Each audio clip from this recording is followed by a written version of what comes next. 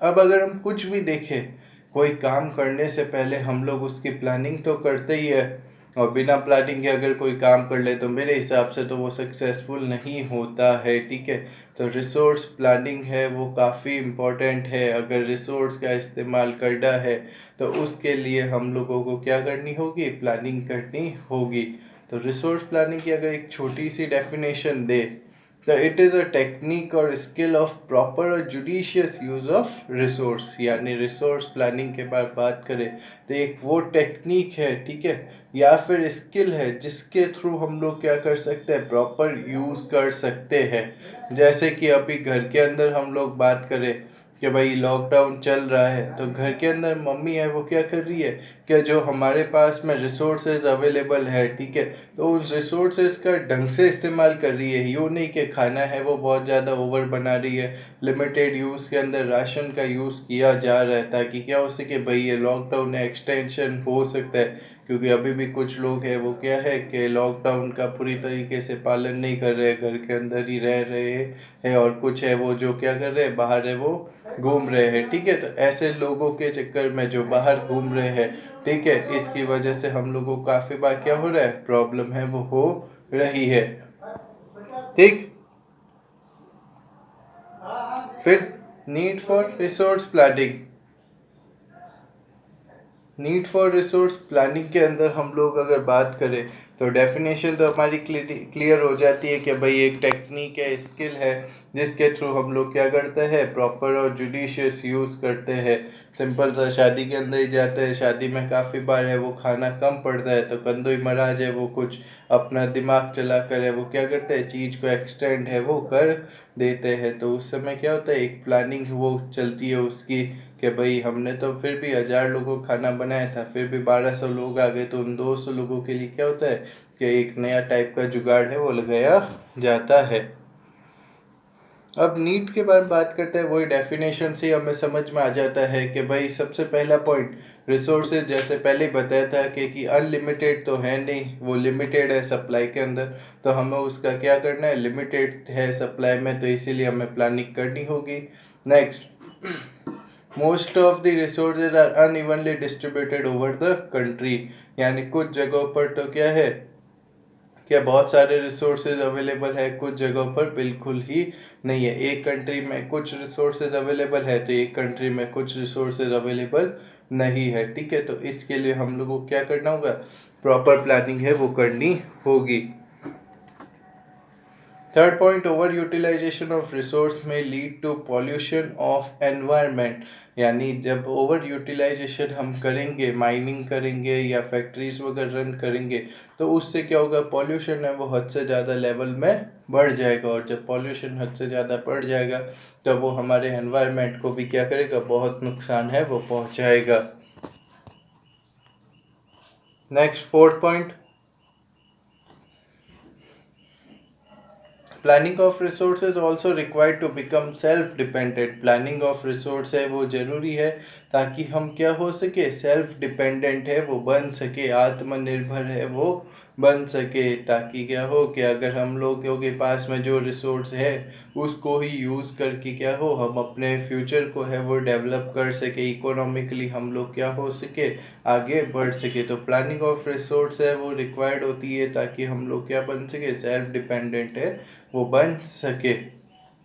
Fifth point, under utilisation of resource will lead to under development of the economy. यानी भाई under utilisation जब resource का होगा तो कंट्री का डेवलपमेंट है वो भी क्या हो जाएगा, कम हो जाएगा।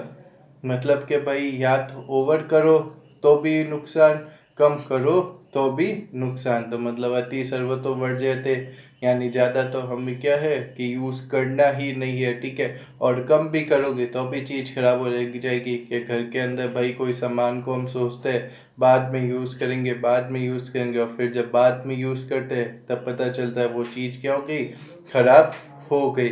ठीक है। तो अंडर यूटिलाइजेशन ऑफ रिसोर्स है वो भी क्या होगी, कंट्री के डेवलपमेंट है उसको भी नुकसान पहुंचाएगी, क्योंकि इंडिया अभी डेवलपिंग स्टेज के अंदर है और इंडिया को डेवलप्ड होने में अभी बहुत टाइम लगेगा। तो उसको रिसोर्सेज का यूटिलाइजेशन करना होगा, बट वही सस्टेनेबल डेवलपमेंट की डेफिनेशन के हिसाब से, without harming future generation and environment.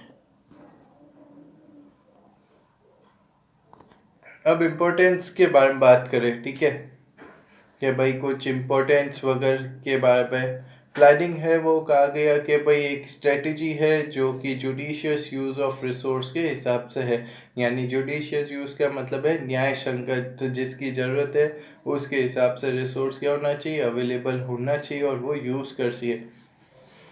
It has importance in a country like India, which has enormous diversity in availability of resource। यानी भारत के अंदर है वो विभिन्नताएं बहुत पाई जाती है। भारत देश है विभिन्नता वाला देश है, ठीक है, फिर भी यूनिटी इन डाइवर्सिटी है वो हमारी क्या है, मेन स्ट्रेंथ है। कि भाई अगर सीज़न ही हम लोग बात करें, इंडिया के अंदर ही अलग अलग जगहों पर अलग अलग सीज़न है।